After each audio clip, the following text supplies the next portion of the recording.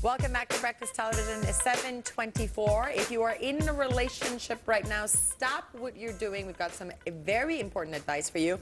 Deborah Baresett, communication expert, is joining us right now on the BT Couch to talk about the impact that finances and financial troubles can have on your relationship. Thank you so much for joining us this morning. Thank you. So people will say, love is enough. It doesn't matter. You know, it says it in the wedding vows, richer or for poorer. But the reality, Deborah, is that this can be extremely detrimental. Well, you know, it's difficult in the best of times to remember to communicate fully with our partner, and sometimes when circumstances are a little stressful, it's even harder.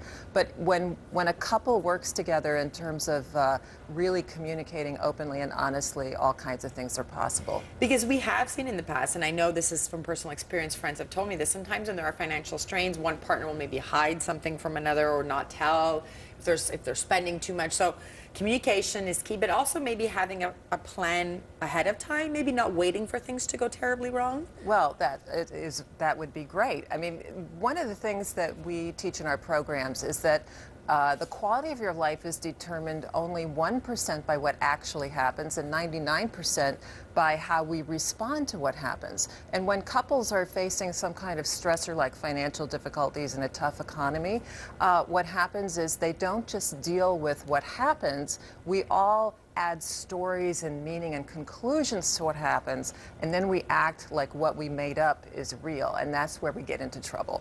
Okay, which is important because I think it's a way that we try to justify how we got to a certain point. Yes. To make ourselves feel better, maybe? Yes, or, yeah. Well, oftentimes, you know, we'll respond with either shame or guilt, or we want to blame ourselves or someone else or the situation.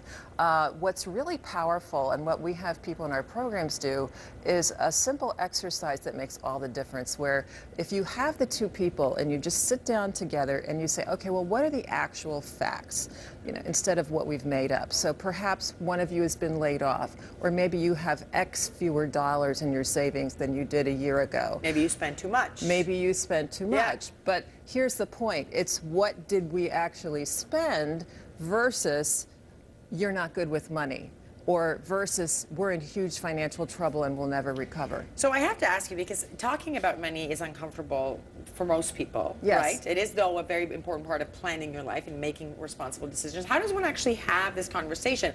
A lot of the times one of the partners is more financially responsible than the other, and the other partner doesn't want to hear it. I'm speaking about myself because my husband's always planning, and I'm like, oh, whatever. You know, how does one start this conversation? Yes. Is honesty and the best policy in this case? A great way to start the conversation is by actually acknowledging to your partner, this is making me a little nervous and I'm a little anxious about having this conversation.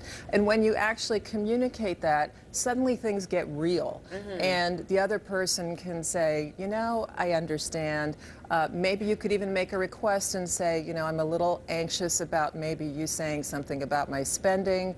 I want to really deal with it. Can we just sit down and look at what are the facts? And that makes a huge difference, is being authentic with your partner. Being authentic with your partner. Things that I will definitely be keeping in mind. Deborah Baresett, thank you so much for joining us. Again, communications expert and seminar leader for Landmark Worldwide. Very important tips. You can't run away from financial problems. May as well face them. You might as well. And try and to prevent them. Thank you again. again. Thank you. All right.